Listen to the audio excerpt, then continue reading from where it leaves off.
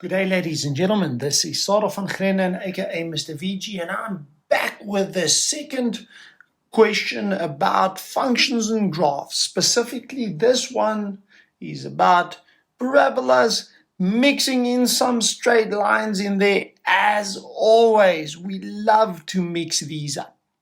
So when we look at this question is question 7 from the Department of Basic Education, the GDE, the Gauteng Department of Education, paper 1 from November 2020.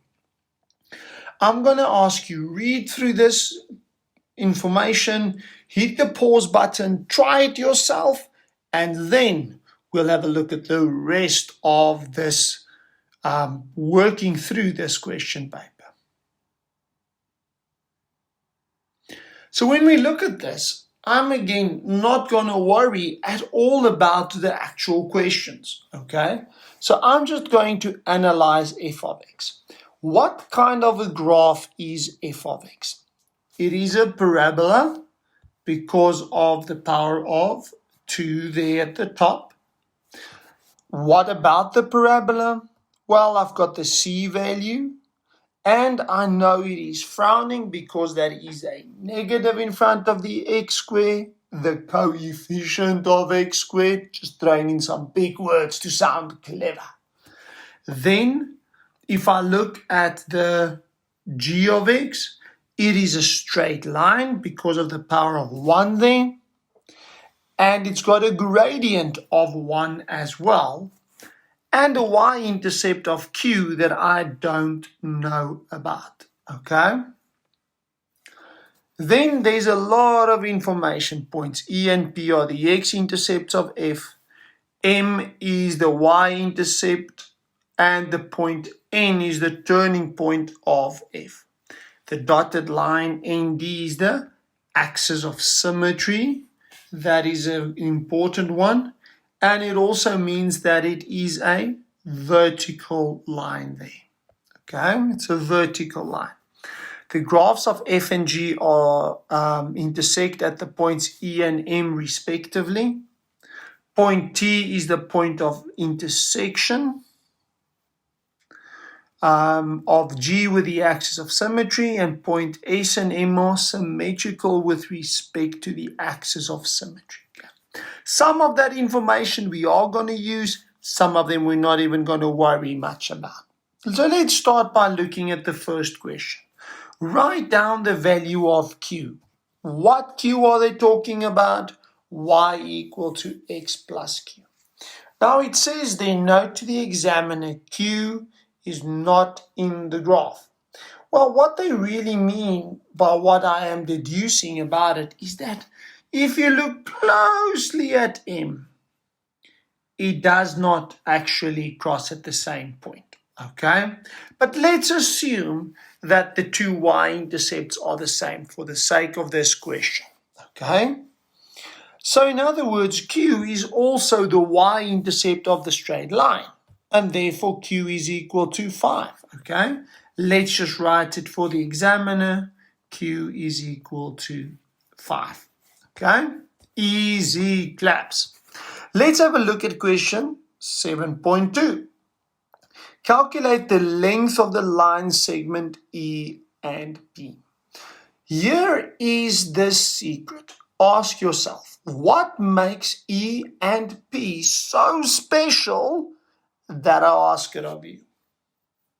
Well, it's x-intercepts.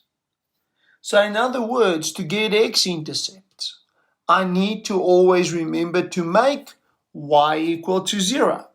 In which graph? In the parabola, because it's going to give me both. So in other words, I'm going to start by making y 0. It's a quadratic equation, so in other words, I need an equal to 0.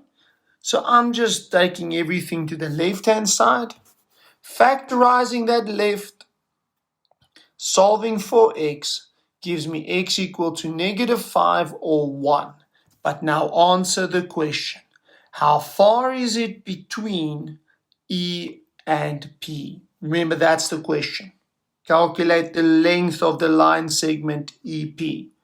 6 units. Okay?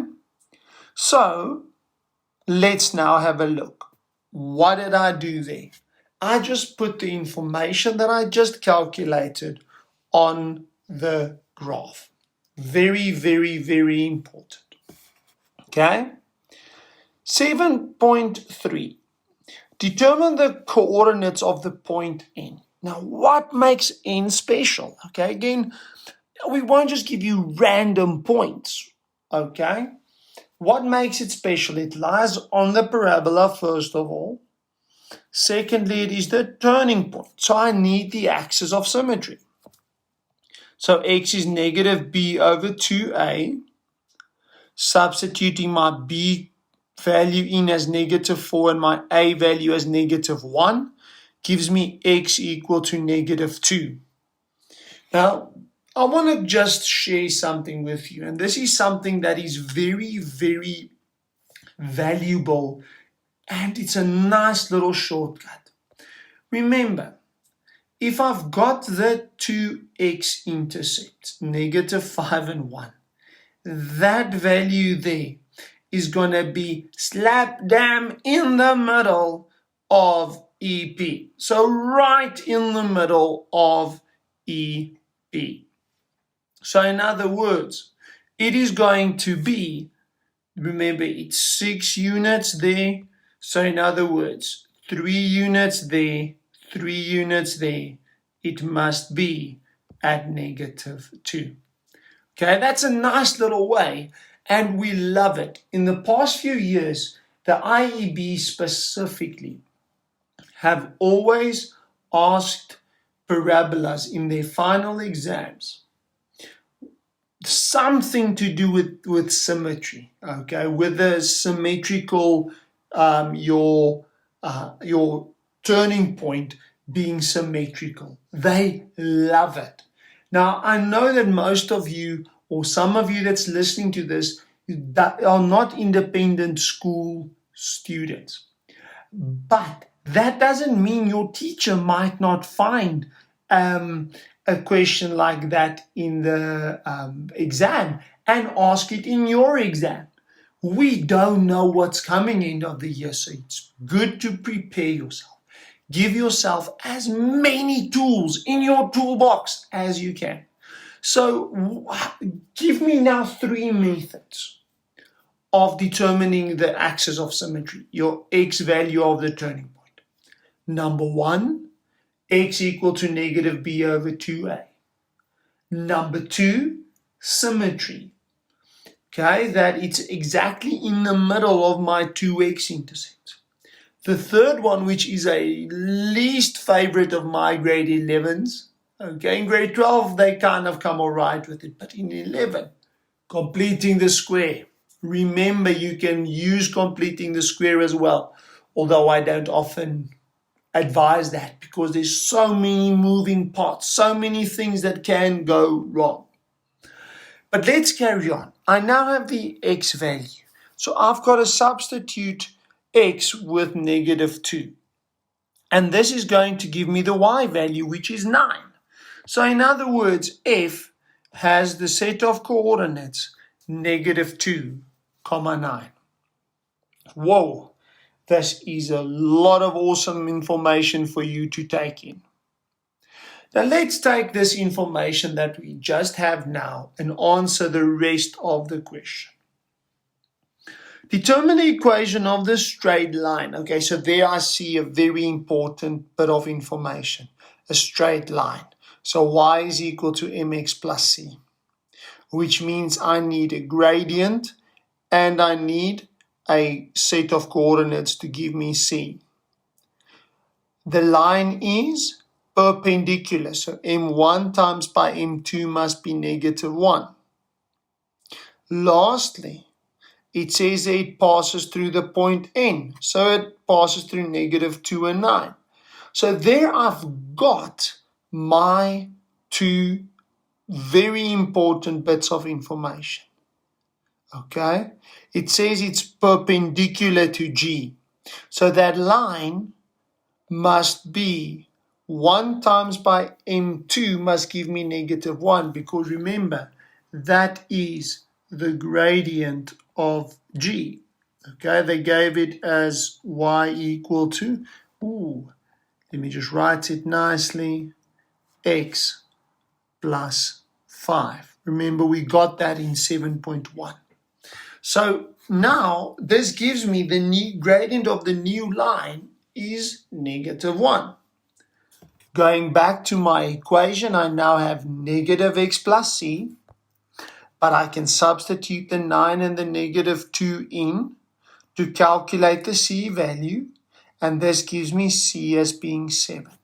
But what is the question? Determine the equation. So I've got to remember to write that for the examiner.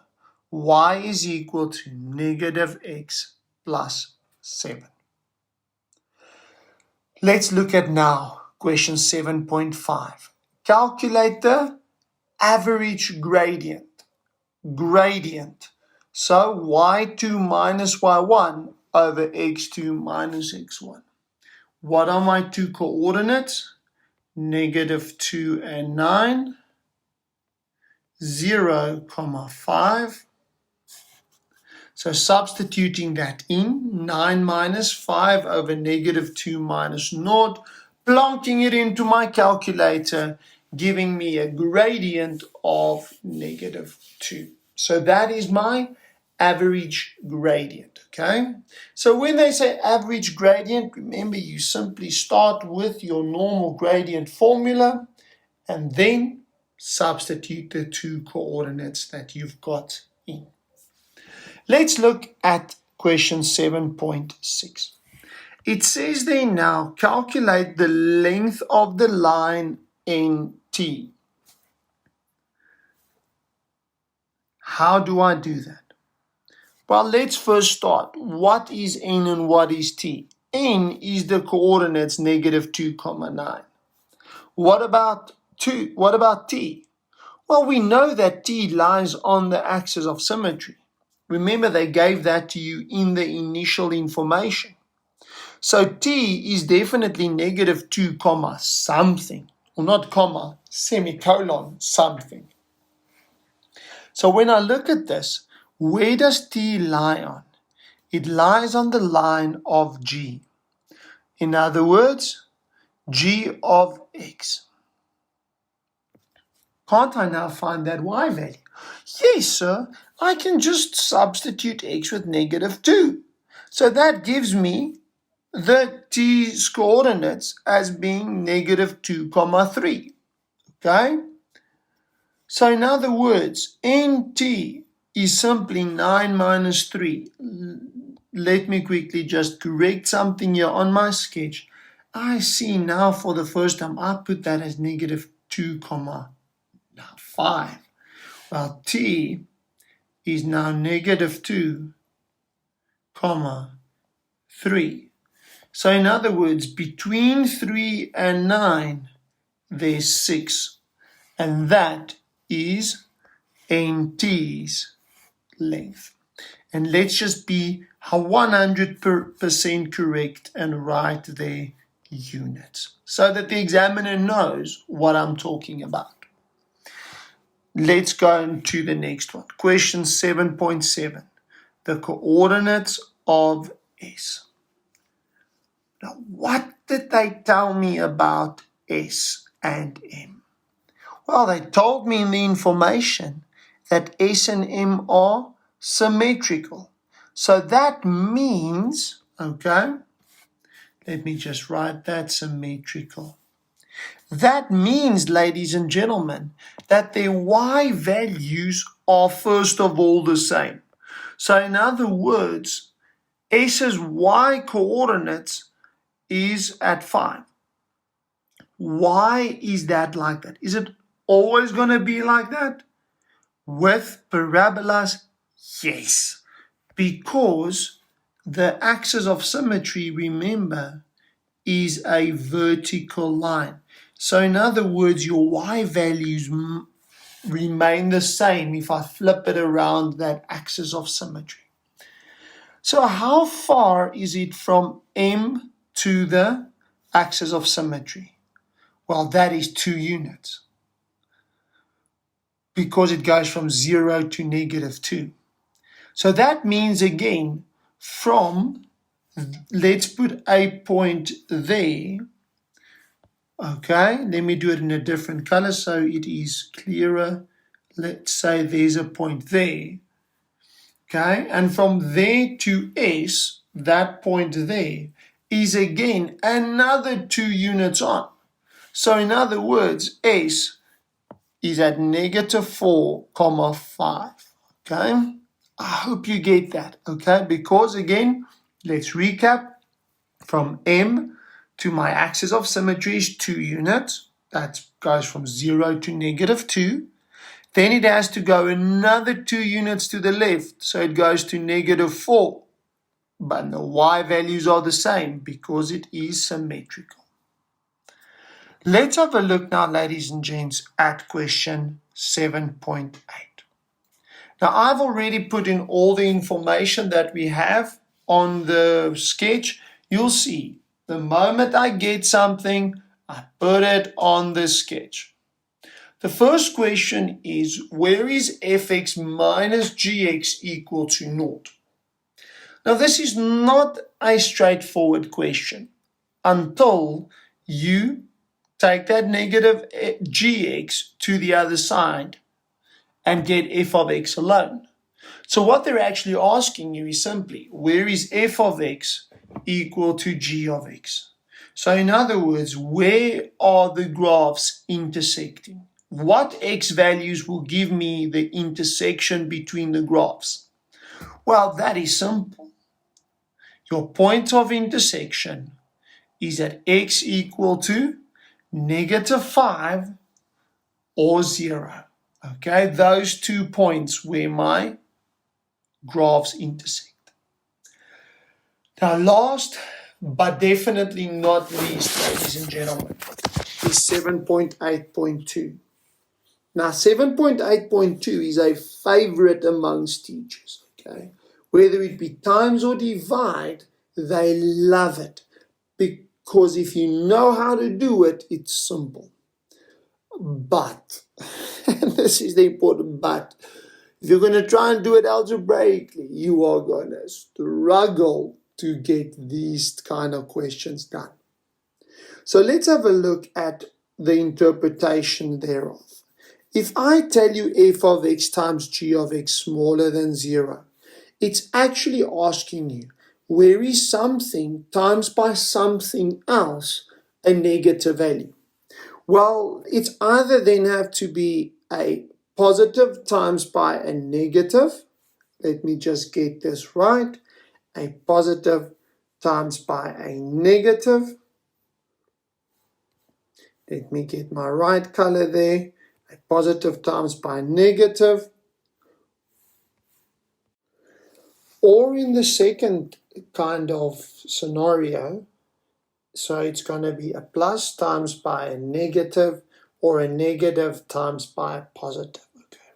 So let's not get confused, because when I did this sum the first time, I actually looked at plus times plus and minus times minus, but it's not right. So please don't get confused.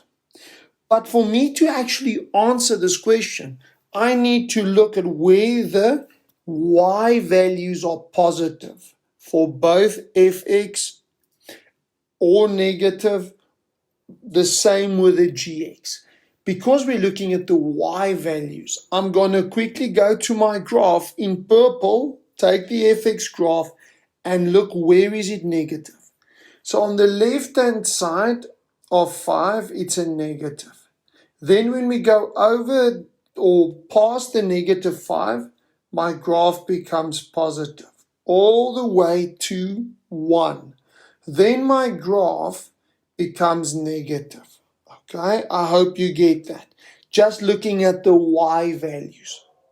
Then I'm going to go over to my straight line. And on the left of -5, my graph for the y values are negative for the straight line. Then it crosses the -5 and becomes positive all the way to infinity. Okay? Very important for us now is to just put in like I put vertical lines in. But it's just this split where graphs changes from negative to positive. But now I've got to interpret something else before I look at answering the questions. Do they say equal to 0 or not? They don't. Okay? So on the left-hand side of -5, it doesn't work out. But also it doesn't work out at the point of -5. Okay? So there at -5 it doesn't, because it doesn't say equal to 0. Then between -5 and 1, I've got a plus times a plus. It doesn't work out for me. But what about on the right-hand side of 1? Yes, there it works out, because I've got a positive at G and a negative at F. So we are going to have to go and say, okay, let's interpret this. First of all, I can't have fx equal to 0 or gx equal to 0. So x can't be -5 or -1. I mean positive 1. Okay? I see a negative and I just want to put everything negative. -5 and 1.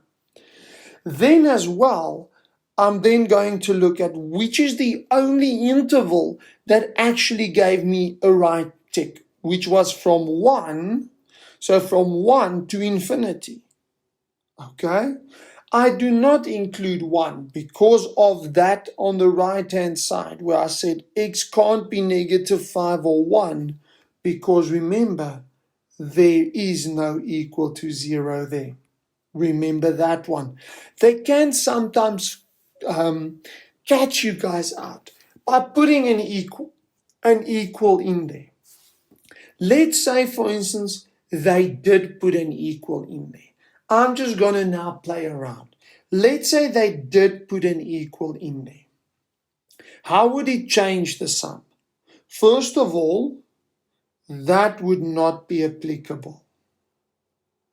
But I can now have equal to 1. But be careful. Be careful. I must then also include x equal to -5. Because at -5, both my graphs are 0. Not even just one, but both of them. So please don't let the examiners catch you out by putting in equals or leaving out equal signs. Remember to look at the equal to 0. Wow! I'm so glad you sticked it out. You stuck it out with me through this 23-minute long video. Thank you, and I hope this helps you, okay? So please, for your future, you've got to go and study. You have to analyze. So first study your theory, then analyze the question, and remember the very important little question you ask. What makes something special?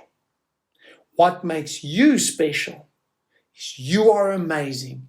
You are taking your future seriously, and it will bring you rewards. Not just rewards in terms of marks, but you are teaching yourselves lifelong skills to push through, even with load shedding, even when there's no power, and I'm doing recordings by candlelight. We push through, we persevere. So you as well push through. It's almost there. 1 year from now, you are done with matric. Make sure you get to that mark that you need to go and study what you so badly desire. This is me, Mr. VG, signing out. Salane Gatle. Keep well. Bye-bye.